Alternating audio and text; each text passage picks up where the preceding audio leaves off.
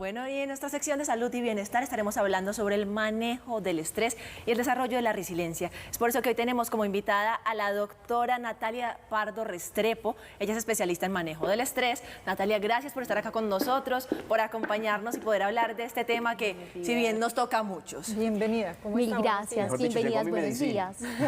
Ya por acá Sebastián estaba diciendo que si por favor lo tomaban a él de ejemplo para todos.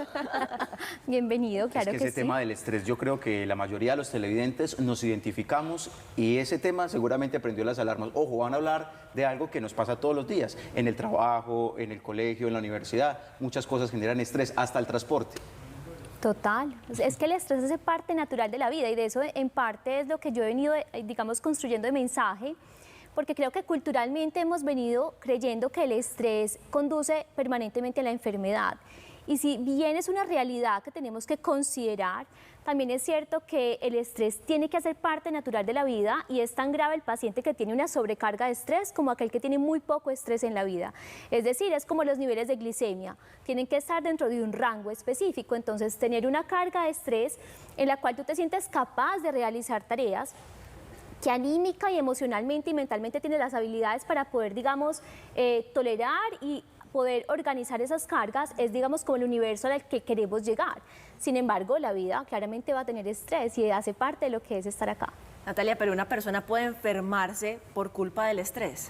Sí, mira, el estrés crónico, que ya es cuando estamos hablando del estrés sostenido en el tiempo, ¿cierto? Cuando ya no es un evento del día a día, sino que es, digamos, una carga que se prolonga por un tiempo y que la intensidad de esa carga es importante.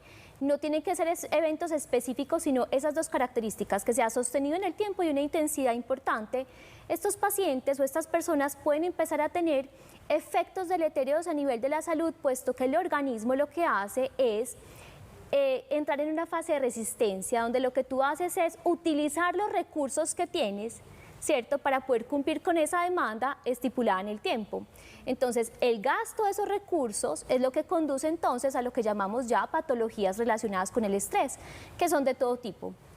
Enfermedades mentales, entonces hablamos mucho de depresión y de ansiedad en este momento, podemos hablar también entonces de lo que son cuadros de enfermedad autoinmunes, podemos hablar de la aparición de cáncer o de procesos tumorales, podemos hablar de todo tipo de patologías y el estrés no solamente es algo que conduce allá, sino que adicionalmente amplifica, es decir, si yo ya tengo esta patología de base, el tener momentos de estrés en la vida puede exacerbar esos síntomas o empeorar lo que ya de base yo traía.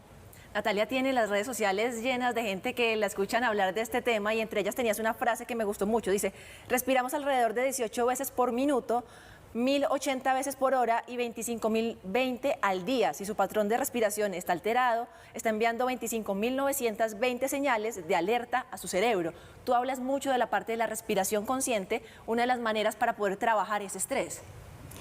Mira, nosotros tenemos dos sistemas que son muy importantes. A nivel del sistema nervioso central tenemos dos sistemas, que son sistemas que es el sistema de alerta y de alarma, que nos produce adrenalina, que es el que me permite estar acá en este momento, ustedes acá sentados, ¿cierto?, elaborando, digamos, como una presentación.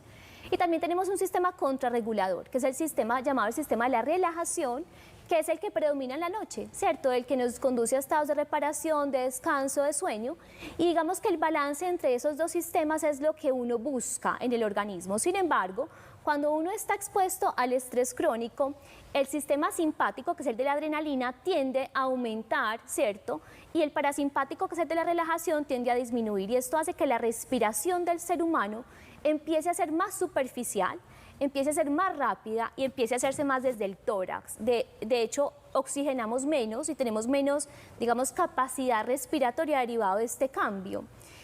Cuando uno cambia de manera voluntaria la forma como uno respira, que es el principal mecanismo de autorregulación del ser humano, al cambiar la forma como tú respiras, tú lo que haces es prender ese sistema de relajación y llevar al organismo de un estado de alarma a un estado de relajación. Entonces, para mí la respiración es algo que tú tienes accesible en el medio de transporte, ¿cierto? En medio de la conversación difícil con la pareja o con los hijos o con un compañero de trabajo. En medio de cualquier circunstancia de la vida, tú tienes el alcance de la respiración a la mano. Entonces, aprender a respirar, yo creo que es un ejercicio fundamental para uno poder regularse en momentos de estrés y poder estar en estados de relajación. Yo le digo mucho a mis pacientes, relajarnos es la tarea de la hora, es que nosotros nunca teníamos que pensar en relajarnos, era algo que hacíamos de manera natural. La noche llegaba y uno simplemente dormía. La cantidad de insomnio que veo en la consulta es abrumadora, ¿cierto? O sea, no sabemos cómo pasar del estado de alerta del día al estado de relajación. A eso quería hacer la pregunta. Así es que pueden ser muchas las causas del estrés en la vida cotidiana, pero ¿qué nos está causando ese estrés? ¿Qué ha logrado identificar en esas consultas? Ya nos decía el insomnio, por ejemplo. Mira, yo creo que el estrés, como bien decíamos, hace parte natural de la vida. Sin embargo, hoy vemos que hay un estilo de vida que favorece claramente a la sobrecarga y hemos perdido la capacidad de tener esos recursos de resiliencia, que es justamente lo que nos permite tener digamos como lo que llamamos un amortiguador frente a toda esa carga del día, ¿cierto?, que está derivado de la alta demanda. Somos una sociedad que vive en alta demanda, tenemos muchas cosas que hacer, muchos roles que ejecutar, muchas responsabilidades que asumir y además tenemos unas altísimas expectativas en cada uno de eso. Entonces no solamente la maternidad, sino que la maternidad con las expectativas más altas, no es solamente la profesión, sino la profesión con las expectativas más altas, no es solamente la economía, sino la economía en las expectativas más altas y podemos seguir, ¿cierto? Y nos vamos dando cuenta de por qué nos sentimos tan abrumados por el día a día, ¿cierto? Entonces, esa es una parte importante. Ahora, cuando una persona tiene que empezar a pensar que esto que está viviendo realmente lo puede conducir a un proceso patológico, o sea, cuando este estrés que yo estoy sintiendo, realmente tengo que empezar a pensar que me puede llevar a un deterioro clínico o de mi estado mental o de mi estado, digamos, de salud emocional. Entonces hay unas alertas muy claras y el insomnio es la primera de ellas.